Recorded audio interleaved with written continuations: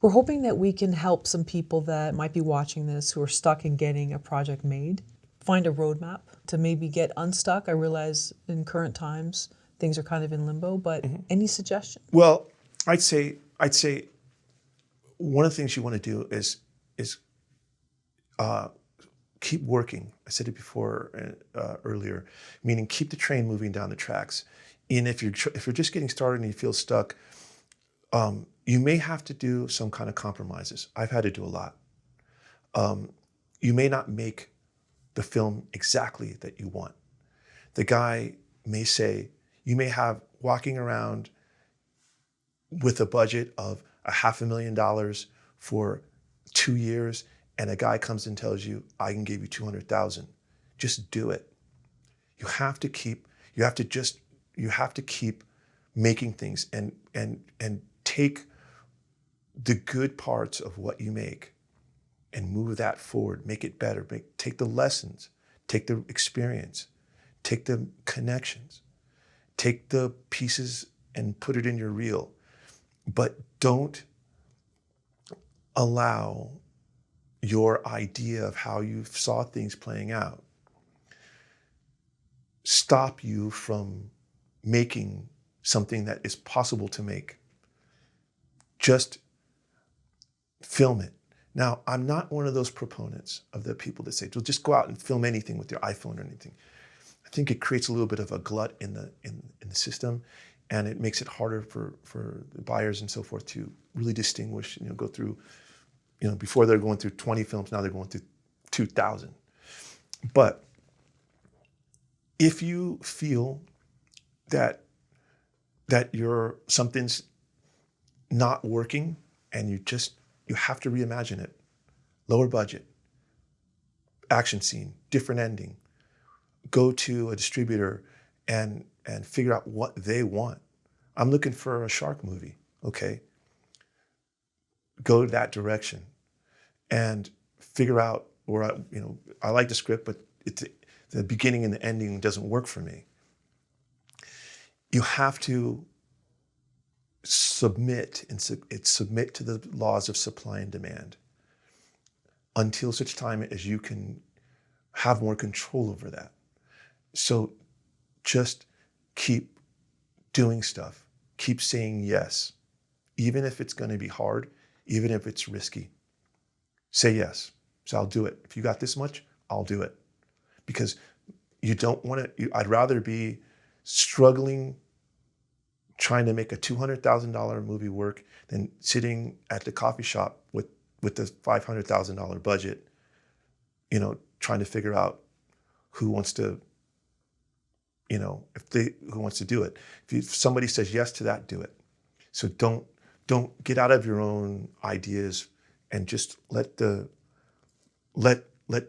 supply and demand inform the laws of supply and demand inform what you do, and take the risk.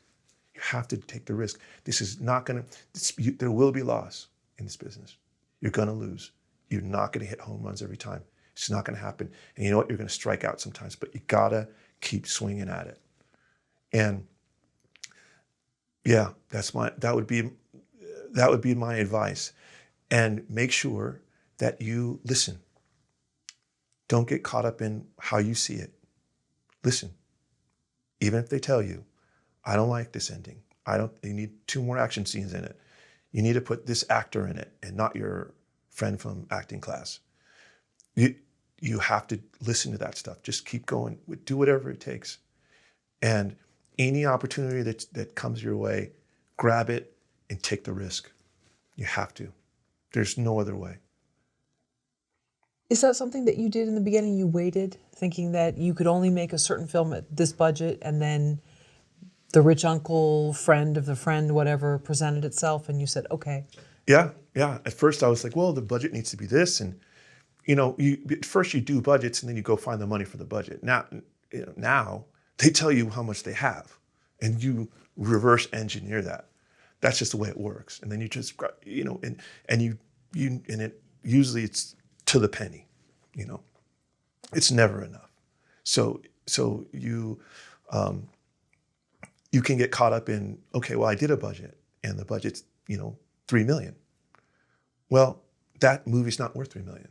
And if somebody tells you that, you have to listen to them. They say that movie's worth 850,000. I'll give you, whatever you need, paperwork or whatever, to get that. If you can do it. Other than that, let me know. Do it. Just figure it out. Go somewhere to do it. Figure out a way to get it done. But the last thing you want to do is, I can't remember who told me, but it's if you're not making movies, you're not in the movie business. You got to be making movies. So just keep going. Just make the movies. Do what it takes, and take the risks. How did you get the names attached for your first film? That's the line, and they really liked the script. Andy Garcia liked it. Our casting director showed it to him. It's really a really interesting role. It has a nice twist to it. We probably offered a little bit more than we should, but you're going to have to do that at first. Until a director knows you. Director is like a party. It's like people. If you're a popular director, everybody wants to come to your party. So you're Clint Eastwood or David Fincher. You don't have to beg an actor to. They'll say, "I'll have this guy, this guy, this guy." If you're unknown, they're going to be like, "Well, who is this guy? Well, okay, well, how much are they paying? How good is the story?" So where you want to get to director-wise is to where people know you a little bit and say, "Oh, okay, Frazier's doing a film. Okay."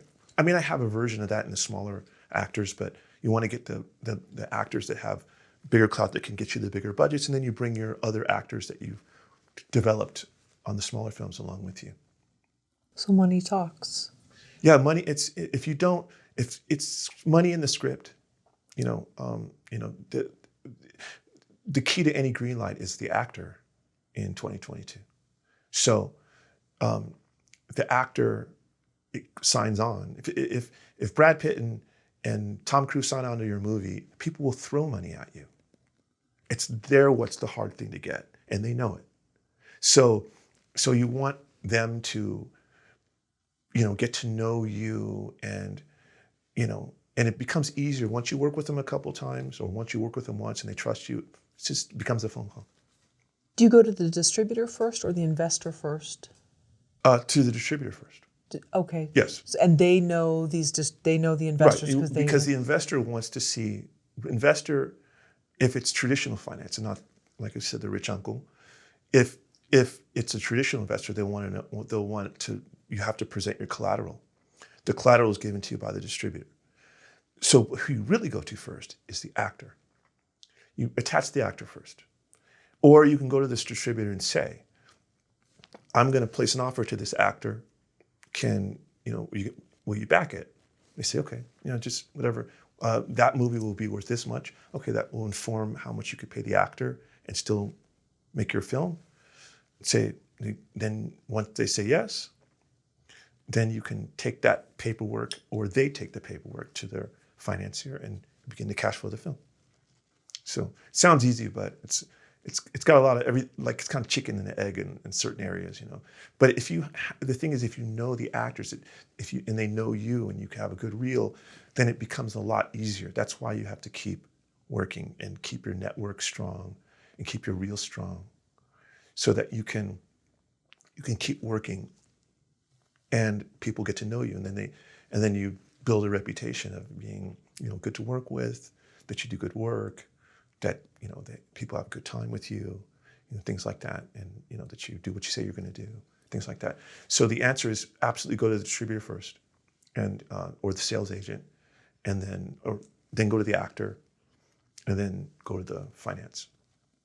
But for a first-time filmmaker, is that something that's done a lot? Is they'll approach a distributor when they have really no track record? Well, a lot of times they're going to say, "Send the script," and it'll get lost in the pile. So you're really best to go then with a package, if you can. Meaning with an actor. Say, "I have this actor, and here's a script. I have this actor. Can we do it?" So, The question is, how do you get the actor without having a firm offer? You know, it's like I said, chicken and egg happening here all the time. So that's why, you know, you just have to figure out how to be a good bet, be safe for your distributor and your investor. Be a safe bet.